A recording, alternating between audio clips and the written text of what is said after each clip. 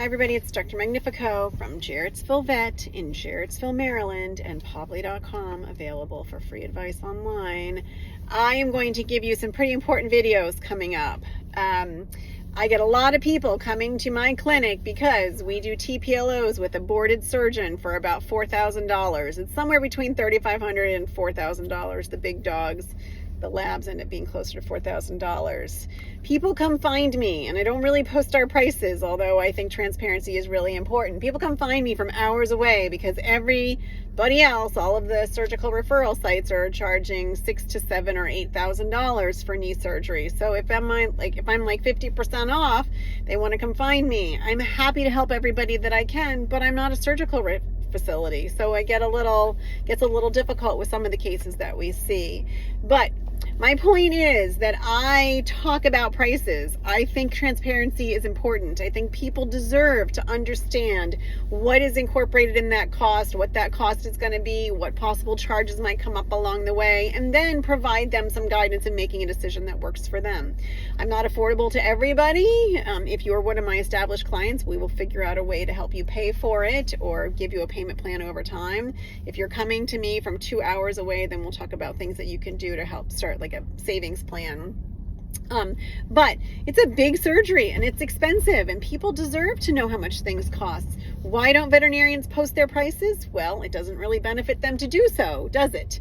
You don't have many options. There's not an open source for people to say, I can price shop. You can't go to 3 vet clinics in town and say, how much do you charge, how much do you charge, and how much do you charge? Most people won't give you even any idea over the phone. No one posts their prices, and it means that the consumer is left in the dark. You're left making decisions based on scant information. Who does that benefit? It doesn't benefit anybody but the practice owner or the corporate owner. And in the end, that means that it costs more patients their ability to find care and get care. So if you get a number that you're not comfortable with, if you get any number, you should ask for an itemized invoice. You should ask for an itemized estimate. And then you should be able to go somewhere else and compare that estimate with other places. If you're getting a cost of a service that's too expensive for you, shop around.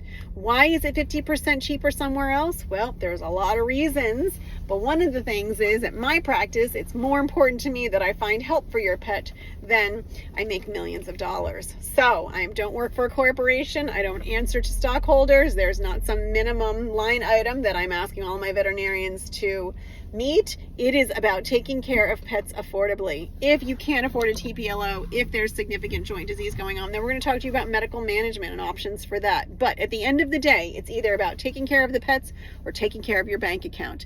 Understand whose bank account you're serving, and then ask a lot of questions and shop around. If you're unhappy about this, it's time to reach out and speak to your public officials. Reach out and ask your state representatives, why is the cost of veterinary care so expensive, and what are you doing about it? I will tell you, in the state of Maryland, they're doing nothing. They're making it much harder. More on that to come. State laws are being changed, and I'm not quite sure who it's going to benefit. It's certainly not going to benefit the taxpayers, and it's not going to benefit the pets of our community. All right, take care, stay tuned, and don't take one answer as the final answer. There's always more, and there's always someone there who will help you. You just might have to knock on a couple of doors.